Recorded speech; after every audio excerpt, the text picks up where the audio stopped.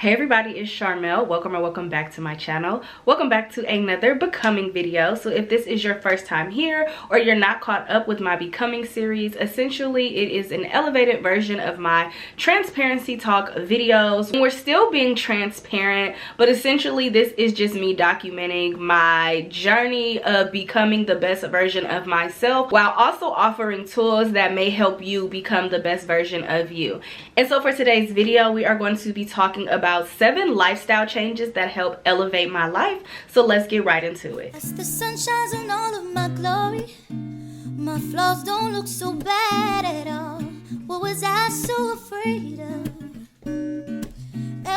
So first things first, y'all, I apologize if I sound nasally or winded. I am getting over something, so please excuse my voice. But again, we are talking about 7 lifestyle changes that will help elevate your life. And I want to be very clear when I talk about like elevation, because a lot of times when you see videos like this or you hear topics when people talk about elevating their life, I feel like it's always kind of surrounded by like accomplishing or achieving like this very luxurious, rich lifestyle. And if that's something you desire, I absolutely believe that these tips that I'm going to be talking about will help you along that journey. But when I talk about elevation, when I talk about elevating your life, when I think about my overall progress over these last few years, I am referring to the overall quality of my life. And by quality of life, I mean my joy, my contentment, my level of peace, my level of happiness. I'm specifically talking about getting to a place where I just simply enjoy life. And like I said, if your goal is to accomplish this grand, luxurious life, you have to also learn how to enjoy your life at every season, at every level that you are in, before you can even enjoy those things. And what I've learned along my journey is that my level of enjoyment, the way that I enjoy my life, is heavily affected by my productiveness, it's affected by my energy levels, and it's affected by how I manage stress and anxiety. And so as we get into these 7 lifestyle changes, these are the things that I want you to keep in mind. Again, your level of peace, happiness, contentment, joy, your productiveness, your energy levels, and how well you manage stress and anxiety. So one of the first lifestyle changes that I made that helped elevate my life was finding time for hobbies. So children are probably some of the most joyful people that you will ever encounter. And it just made me think of my life journey of being a child and growing up and now in adulthood. It's kind of like, what happened? What changed? And the thing that I realized is that children do stuff just for fun. I know kids be making money these days, but in general, children are probably some of the most brokest people that you'll ever meet, but they seem to have the most fun. They are some of the most joyful people that you'll ever encounter. And I think it's because they just do things simply to do them. As children, we just do things leisurely, and I think that's something that we lose as we go into adulthood. And it's not necessarily our fault. It's life, you know, we all have different responsibilities, jobs. And so as adults, I think it's super important that we get back to finding things just to do leisurely, things that we enjoy without any certain expectation. We just do it because it invokes just a good, happy, positive feeling within. And I think our hobbies can change. Like, just because you pick up a hobby today doesn't mean that you have to have that hobby tomorrow. But I think, again, it's just about finding those just small, mundane things that we do just for us, right? I go through phases where I enjoy reading leisurely. Right now, one of my hobbies is just like cooking and baking. Like, I love being in the kitchen and seeing what I can put together, whether it's good or bad. And I think that's another thing with hobbies. We don't have to be good at them, right? I think a lot of times we're so focused on being good at everything that it takes away the fun, it takes away the enjoyment of the thing itself. Find you a good hobby, something that you can just do simply because you enjoy it. It isn't harmful to you, it isn't harmful to anyone else, and it's just your own personal time. Even if it's not something that you do every day, it can be weekly, it can be monthly, but we need something that we can look forward to. We need things that'll just help take the stress away from us, right? And I feel like once you have hobbies, it doesn't make the other responsibilities in our life feel like such a burden. I feel like one of the reasons why many people people don't enjoy doing many things is because everything feels like a chore nowadays.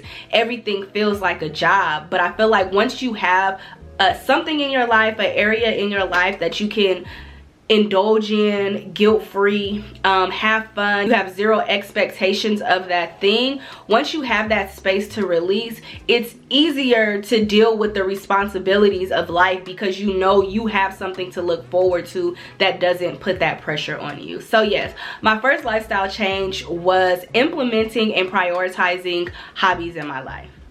All right, so the next lifestyle change is getting active. And I feel like a lot of times when we hear get active, we automatically think exercise. And exercising is important. We should be exercising. I think we all know that developing a good exercise routine is going to be optimal for our overall health.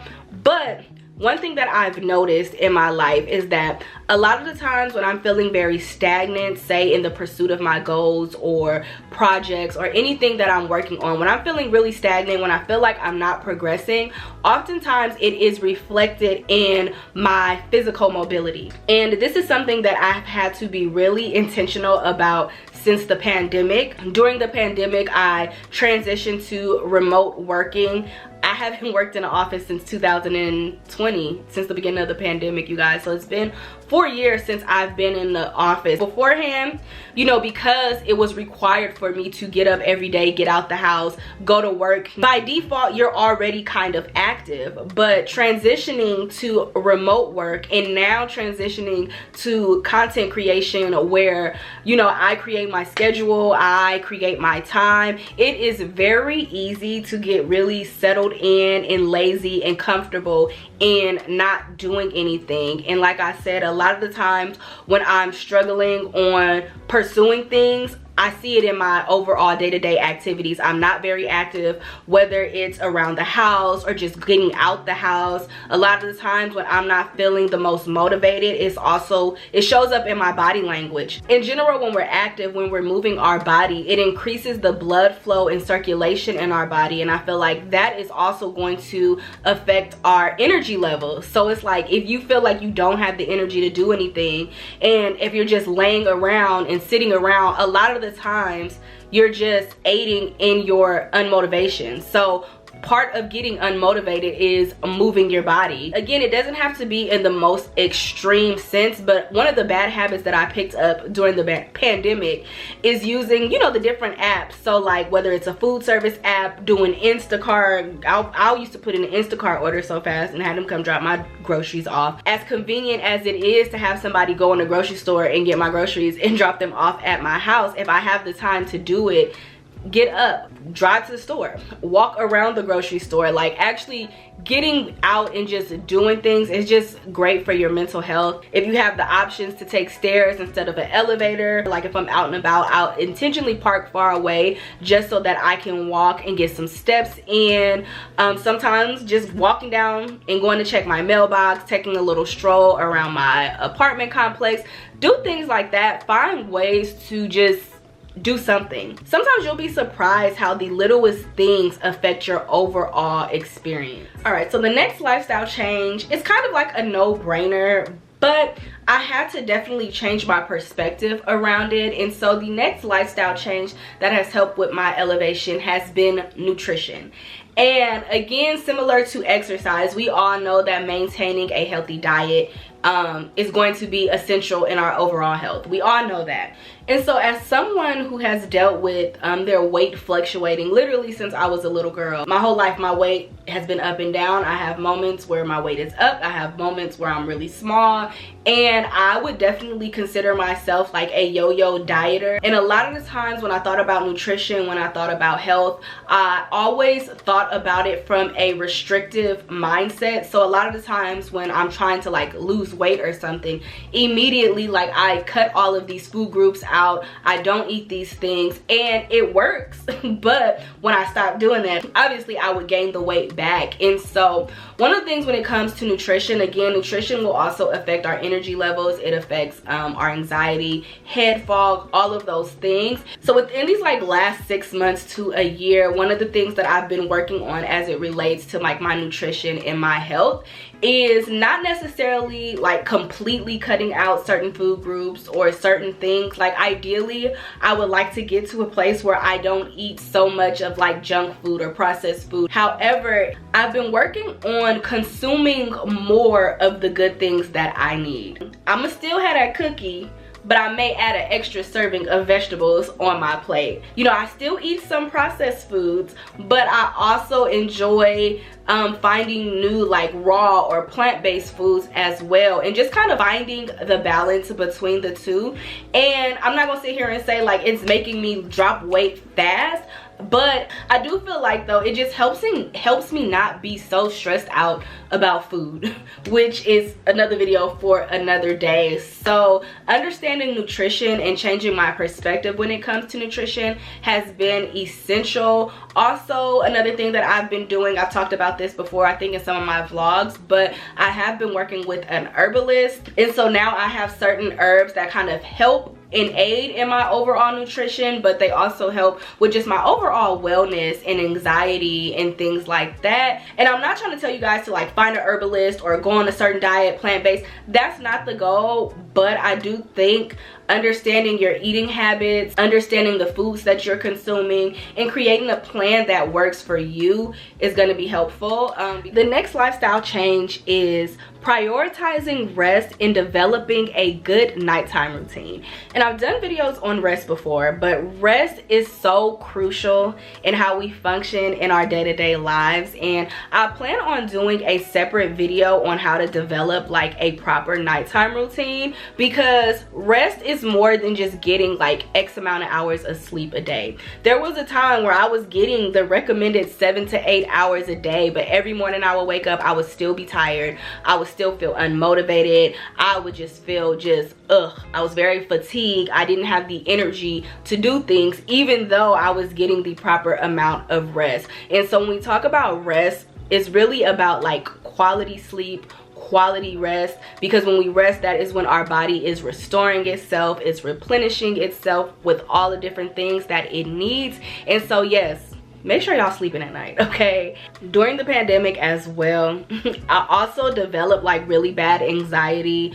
I'm naturally a light sleeper, but when you mix anxiety with a light sleeper, I feel like for at least a year, maybe a year and a half, I was not really sleeping. When I look in hindsight, when I think about it, I was going to bed every night, but I wasn't actually resting my body. And so once I started getting the proper rest, it just made my days just seem so much better. It's so good to when you wake up feeling energized, when you wake up feeling optimistic, when you wake up ready to work. Again, I want to do a separate video going more into detail about how to develop a nighttime routine, but y'all, I can't emphasize it enough.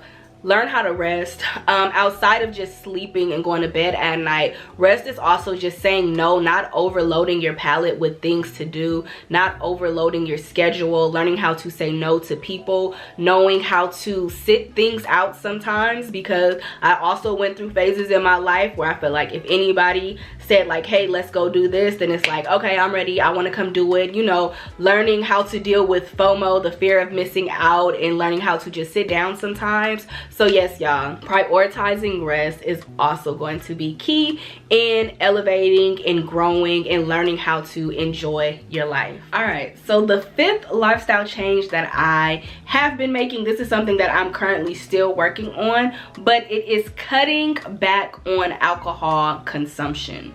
So in general, you guys, alcohol is just very hard on the body, and I had to realize and accept that it was one of the main causes of my weight gain, again, that pandemic, it did a number on me. It did a number on a lot of people. It was really easy to fall into a routine of pouring a glass of wine every night, pouring a glass of wine every night, right? It started with, oh, we just got a little free time, I'm gonna just relax, take the edge off, or I'm stressed, let me pour a glass of wine to relax and take the edge off. And before you know it, it's like a week and you didn't have a glass of wine every night. And over time, just because you're not drunk and falling out, over time, that adds up, right?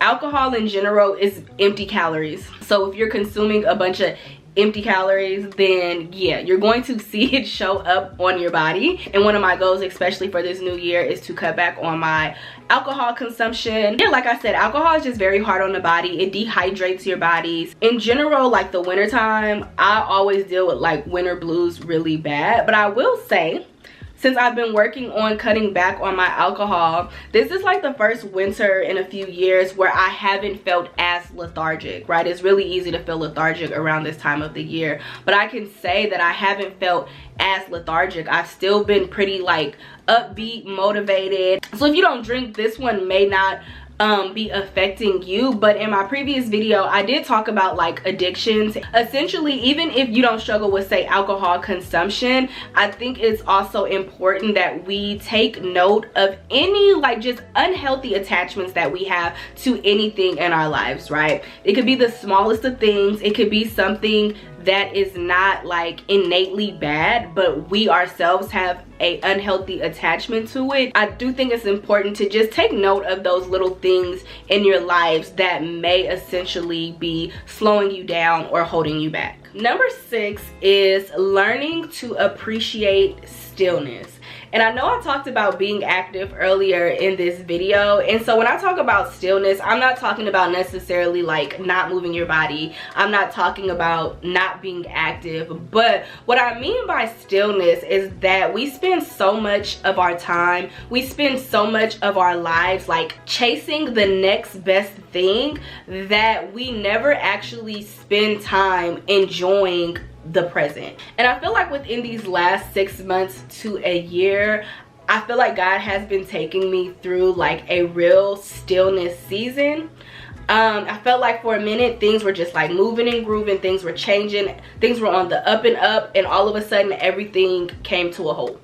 Like everything slowed down. And it's not that I haven't done anything like within the last year, but in general, compared to previous years, when I look at my calendar for like this upcoming year, when I look at my calendar for like this past year, things have definitely kind of slowed down quite a bit. And just as a quick little transparency moment, like off camera, behind the scenes, I have been working on things, I have been working on projects, and these are things that I know that I am more than qualified for. These are things that I know that I am fully capable of doing, fully capable of accomplishing, and I've been working on these things, y'all, and ain't nothing been coming of it. It's been a bit frustrating. It's been really uncomfortable because I'm like, what is wrong? Like, what am I doing wrong?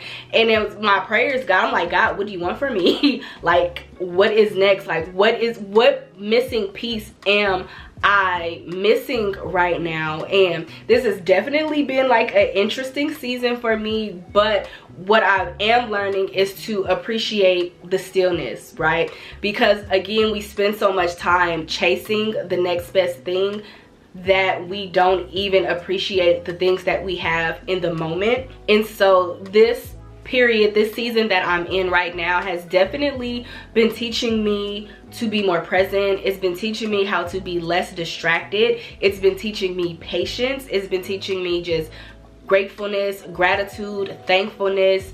It's been teaching me grace, how to extend grace with myself, how to extend grace with other people, because when you're in a season of learning patience, you will feel tested, you will feel stretched in ways that you may have not felt before. And so yeah, this is definitely an interesting season for me, just because in general I'm so used to constantly getting to the next thing that when it's not happening, it's kind of like, well, what am I supposed to be doing? So what I can say, learning how to sit in stillness and not lose your mind. It is definitely beneficial in the long run, because like I said, it's requiring me to be present in a way that I haven't been before. It's been requiring me to be intentional in a way that I haven't been before, and it's been requiring me to be patient in a way that I haven't been before.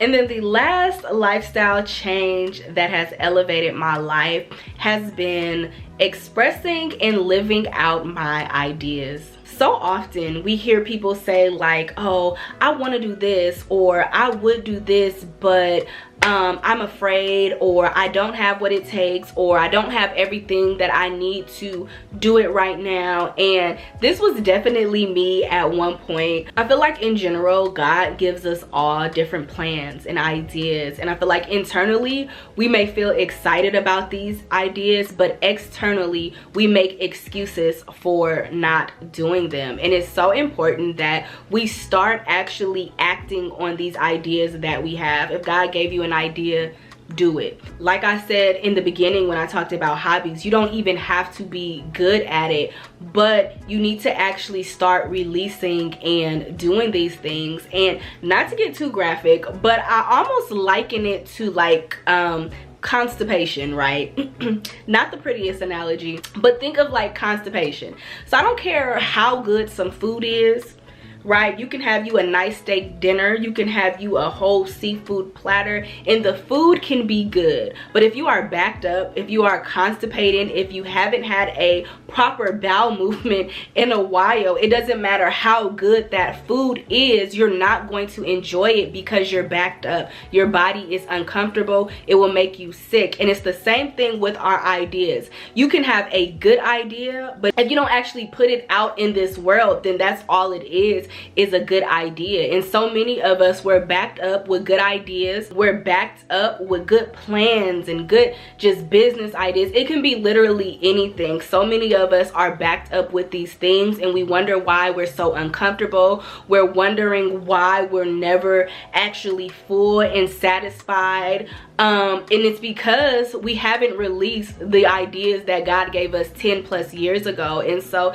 again, I can't stress enough the importance of just acting on and living out your dreams, living out your ideas. They don't have to be good. You don't have to be good at them. They don't have to be the thing that takes you to the next level per se. They don't have to make you rich. Sometimes it's just literally about releasing it and getting that idea out. And honestly, it can start with just like the simplest thing. You know, sometimes you put an outfit together in your head, or you see an outfit that maybe you would want to wear, but for whatever reason you come up with an excuse about why it's not gonna work, why it's not gonna look good, or everybody else is gonna be casual, I don't want to be too dressed up. And sometimes just simply put on the outfit. It could be something as simple as just putting on an outfit that you put together in your head.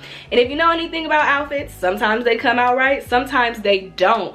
But once you actually put it together and you see how it looks, then from there, if it needs tweaking, you can go ahead and fix it and do what's necessary to either fix it or completely scrap it. But now you know what works in comparison to that and what doesn't work.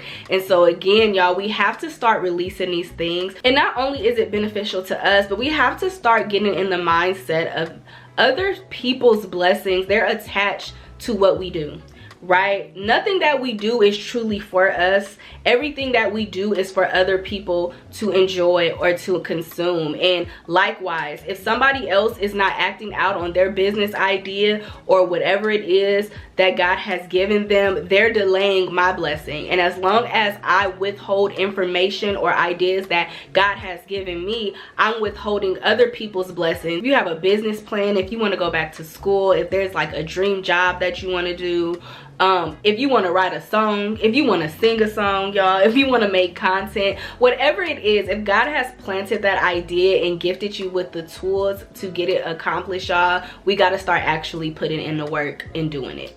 But yeah, y'all, those are the 7 lifestyle changes that I have implemented in my life that have helped in my overall growth and elevation. And y'all, you don't have to do all of these things at one time. These are things that I have been incorporating over the span of like the last 5 years. Like, I'll work on one thing and try to get a hold of that, then I'll add something new. And don't feel pressured to feel like you got to do all of these things at one time, because you don't want to overwhelm yourself. And growth is a journey. You will not get to where you're going overnight. It's a process. It's a journey that you're going to go through. But once you start implementing these things, you will look back and be like, wow, I have really come a long way. But that is going to be it for this video, you guys. Thank you all so much for watching. I do have a few video ideas already prepared, but if there is something that you would like for me to talk about specifically, definitely let me know. I also want to do like a Ask Sharmel segment. So yeah, if you guys have any questions that you would like me to answer, you can leave a comment here. You can DM me on Instagram at Sharmel Lynette, what have you, and yeah, I'll do my best to answer it. But thank you all so much for watching. Don't forget to like, share, comment, and subscribe. Follow me on all of my social media platforms, and I'll see you beautiful people in my next video. Bye.